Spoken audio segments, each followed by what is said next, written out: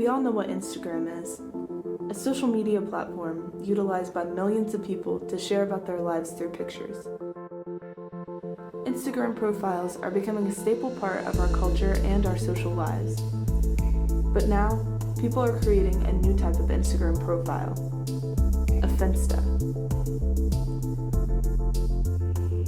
A combination of the words fake and Insta, a fake or anonymous Instagram account. Can people who use these fake accounts help us answer the question, do you need a fake account to be real?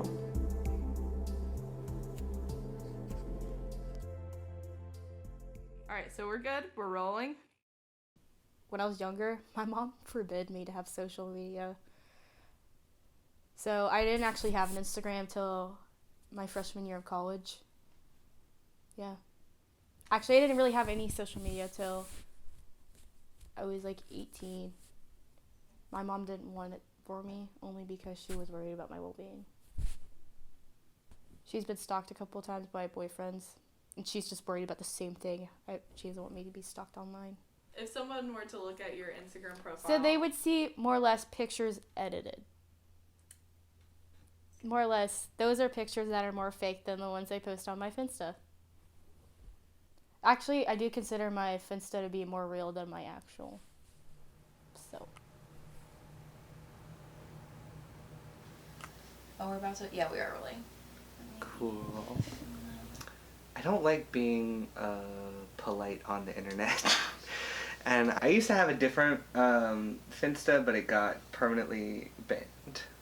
Because Instagram didn't like the clever joke in my username. The username was Warsaw Suicide Pact. My life is pretty chaotic, and I like to just chaos post sometimes. And I don't like having to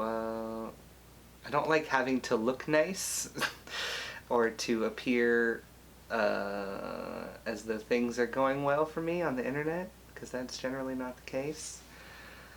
You have like a regular Instagram or whatever, you have to post like, I don't know, things that look nice. I mean, you don't have to, but like, that's what you're supposed to do, you know? Mm-hmm. And it's exhausting, and I don't care about it. It's a performance for an audience, you know what I mean?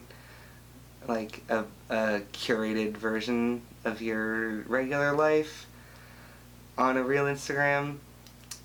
And like, there are just some things that you but you shouldn't talk about. It's not lying exactly, it's acting. Isn't that what people want in this podcast?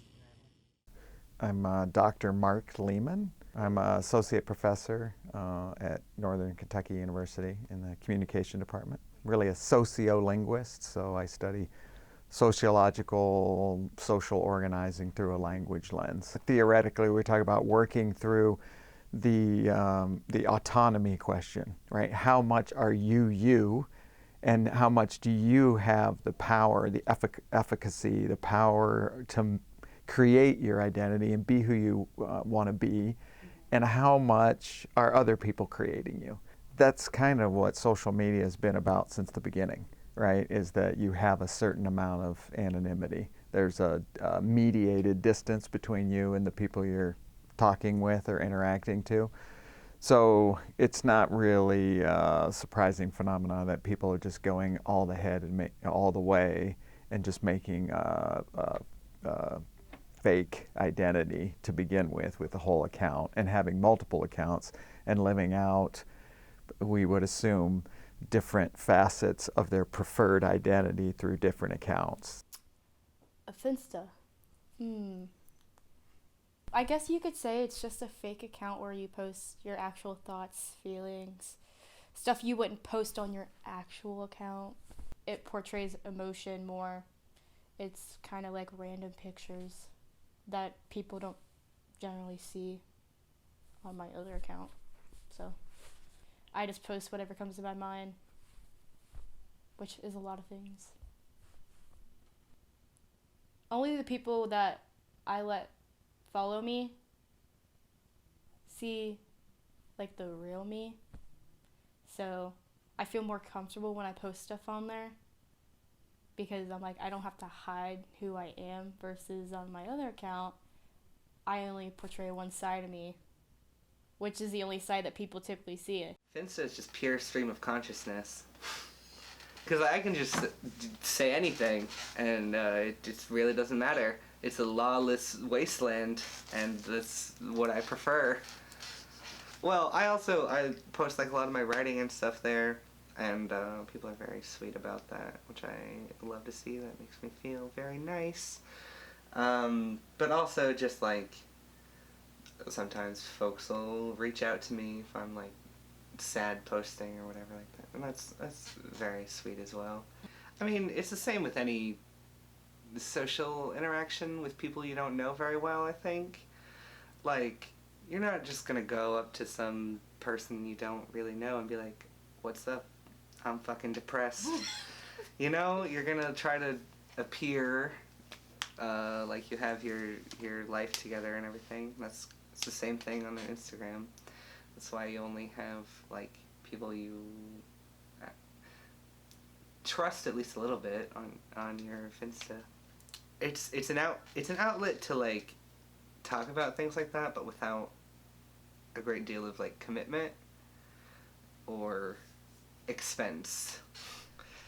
Anxiety and depression is rampant in our social world, and let's not kid ourselves. There's still a lot of inhibitions on how much you probably want to let other people know that you're anxious and depressed, to people you don't know. Then you're probably gonna create some kind of community with other people trying to do that, and that's the power of the internet. You know, you don't want that being who you are. No one wants to be totalized by you're the depressed.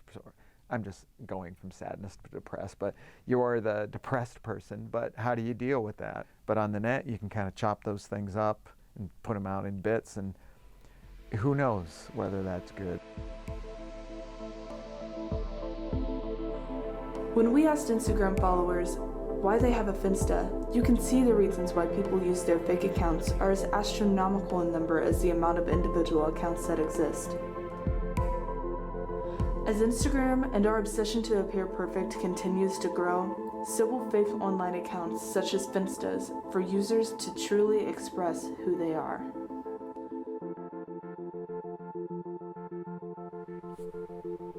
That's what a Finsta is all about.